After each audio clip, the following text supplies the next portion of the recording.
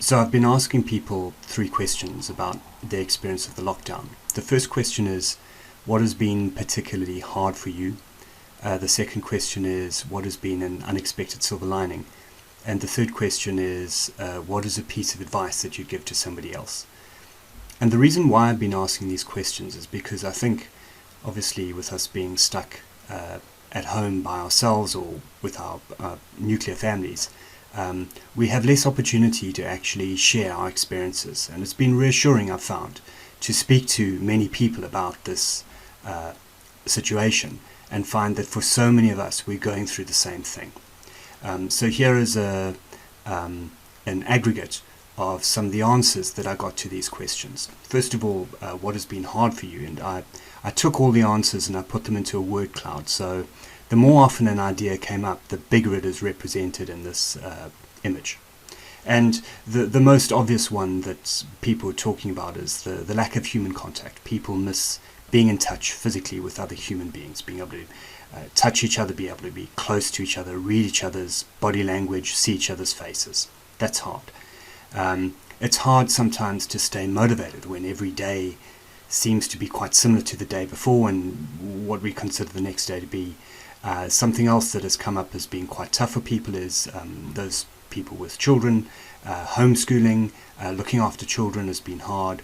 It's been hard to be isolated.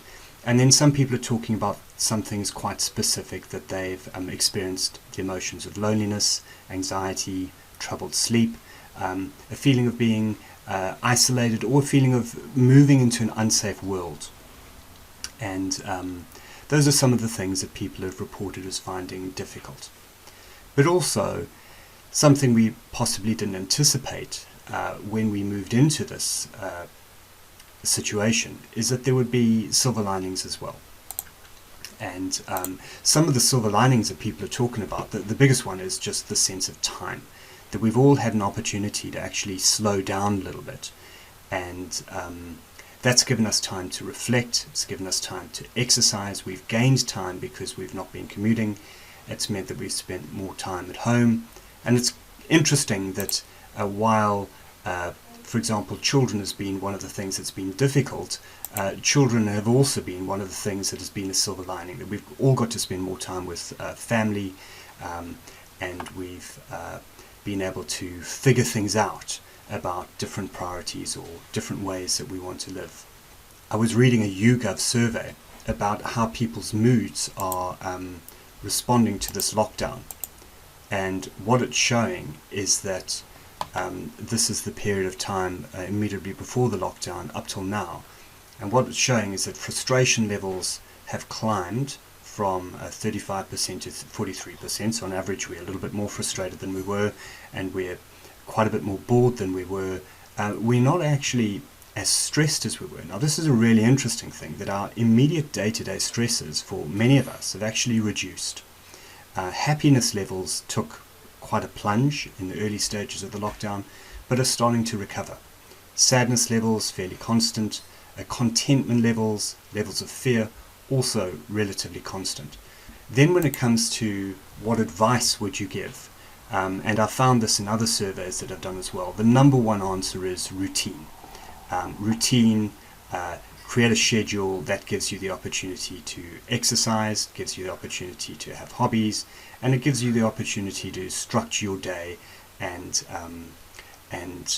do the things that need to get done.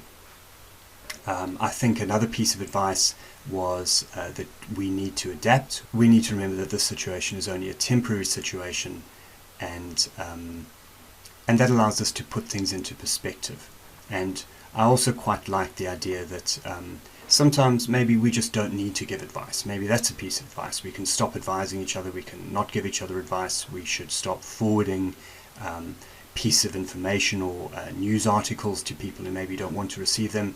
And you know, this one suggestion, it's okay to get fat in the lockdown, I think is also a reflection of the valid point that this is not necessarily a time about being perfect or about being our ultimate selves. We're going through a tough time, and sometimes just surviving is a pretty good goal to set for ourselves. So in terms of how to get through this, in terms of how to be resilient, there are a couple of ideas that I wanted to mention. The first is a cognitive behavioral therapy concept called ABC. And what this really is about is it's saying that when it comes to adversity, and the adversity obviously that we're all facing at the moment is this pandemic and the lockdown that is a consequence of that pandemic. When it comes to an adversity, we have a consequent emotion to that adversity. So I think particularly appropriate to this pandemic is there could be a sense of sadness, there could be a sense of anxiety, and in some ways there could be a sense of anger as well. But the important point is that the consequent emotion is moderated by the belief that we have about that emotion. And when it comes to sadness, when it comes to anxiety or anger, each of those emotions is connected to a belief. Sadness is connected to the belief that I've lost something, anxiety is connected to the belief that I face a future threat, and anger is connected to the belief that my rights or my status has been violated in some way. And it's important that we have accurate beliefs, because the accurate beliefs give rise to accurate emotions. And that really is the essence of resilience, because my emotional response drives my behavioral response. And I want to be sure that my behavioral response is not excessive, but it's also not too little, that I'm giving the right amount of attention to the right things. And there are a couple of ways for me to do that. The one is that I need to assess the magnitude of the threat that I'm facing. And when it comes to that, I need to consider how much of this threat is just about me. I need to consider how much of this threat is always, is this a frequent threat, is this a threat that is going to endure in time, and then I need to consider how much of this threat is everything. How much does this threat completely affect my life? That's the one consideration, and I'll be talking about that in a moment. The other consideration is that I need to consider the probability of this threat. That I may be concerned, for example, about myself or loved ones falling ill. I may be concerned that I could lose a job, for example, and I need to evaluate the magnitude of that threat, but I also need to evaluate the probability of that threat. Because while those are significant events, the lower the probability of anything, the less emotion we need to feel about it. And an extreme case of this would be, were a meteor to strike the Earth and end all life, that would be a very high magnitude event, but because it's such a low probability event, I don't spend a lot of time feeling anxious about it. On the other hand, were I to win the lottery, that would be a very high magnitude event, but because it's a very low probability event, I don't spend a lot of time feeling excited about it. And I need to apply the same logic to the prospect of loved ones falling ill or losing loved ones, or the prospect of losing a job. I've got to weigh up the magnitude of the event with the probability of the event to come up with an accurate sense of how much emotion to feel. But when it comes to the events that actually are happening, I still need to evaluate the actual magnitude of that. And one of the ways that we can understand how much something affects our well-being is to use Martin Seligman's theory of PERMA. Martin Seligman is a psychologist who studied people all over the world, thousands of people, and asked them two questions. The one question was, how satisfied are you with your life? And the second question was, can you describe what it is that makes your life satisfying? And what he found is that all over the world, people reported that when they had satisfying lives, they had high amounts of positive emotion, engagement, relationships, meaning, and accomplishment. And what he's really saying is that when we have these five things, we experience our lives as having high levels of well-being. And one of the things that we need to consider when we're evaluating how sad or how anxious or how angry to feel about the lockdown or about this pandemic generally is we need to consider what impact it's had on our well-being. To what extent has it impacted my ability to experience positive emotion? To what extent has it impacted my ability to experience engagement, relationships, meaning, and accomplishment? And I think the one thing that we can say for sure is that we've lost some of these opportunities. We've lost opportunities for positive emotion. We can't do some of the things that made us happy that we used to do. We've lost some of the opportunities for engagement, some aspects of our job that we may have enjoyed, some hobbies, some sports. We've lost the ability to practice those as well. And we've lost the ability to relate in certain ways also. So for sure, we've experienced losses there. We have to consider, first of all, the degree of loss, and secondly, we have to consider the extent to which that loss could be replaced. And an analogy I like to use is a cheetah is an animal that eats only fast-running antelope. A hyena is an animal that eats fast-running antelope, but it also eats carrion, it eats rubbish, it eats vegetables, and a hyena finds it easier to replace a lost food source than a cheetah does. And when it comes to being emotionally resilient, we need to be more like hyenas. We need to look for multiple sources of positive emotion, engagement, relationships, meaning, and accomplishment, because this is an opportunity for us to replace what it is that we've lost.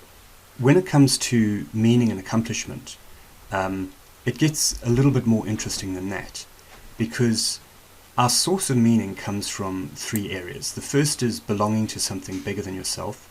Second is confirming an aspect of your own identity. And the third is making a difference to somebody else.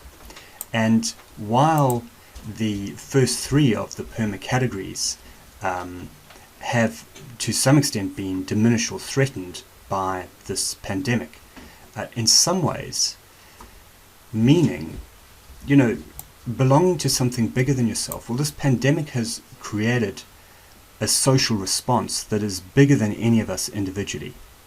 It's created a situation where we may be able to confirm aspects of our own identity, that maybe we are people who are resolute, maybe we're people who are kind, maybe we're people who can make sacrifices for the benefit of other people. Maybe we care about neighbors or more vulnerable people, and maybe we've reached out to help them.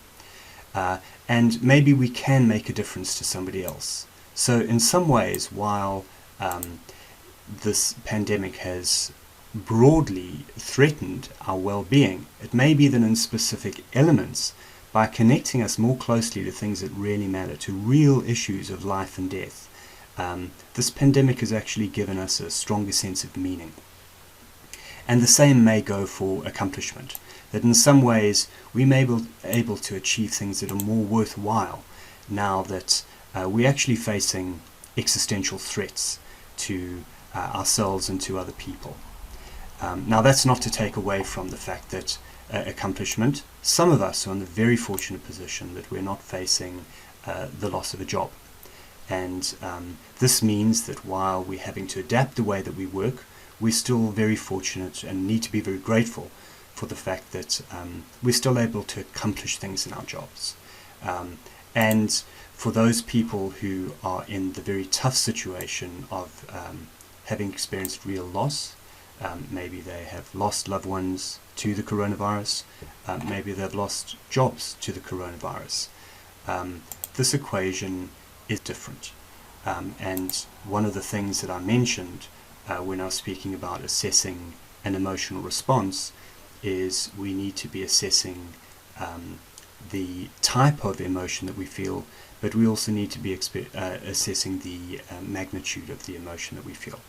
And obviously, if you've lost a loved one, if you've lost a job, or if you're facing the prospect of losing a loved one, or facing the prospect of losing a job, it's a much more serious situation than if you have simply experienced disruption to your way of life. But what I will say is that while I've not personally experienced loss in this situation, I am in that category of people, which is most of us, that I have experienced personal loss. And what I will say about loss is that while it feels like it's everything, while it feels like it's a 10 out of 10 catastrophe, in fact, losing a loved one, losing a job, is subject to the same laws of degree and nuance as any other adversity. And that means that while it's not a 0 out of 10, it's not a 10 out of 10 either. And one of the things that time reveals is that while we have lost something, we have not lost everything. And part of the process of recovering from grief or sadness, and part of the process of dealing with anxiety, is the ability to focus on what we still have. So really that was my reason for asking people these 3 questions, was to get different perspectives on what has been hard, what has been silver lining, and what has been a piece of advice. And I thought it'd be nice to aggregate that information, just so it's a way of all of us checking in with the opinions, the experiences of other people, and to realize that some of what's tough, but also some of what has been unexpectedly rewarding about this has been shared by many of us.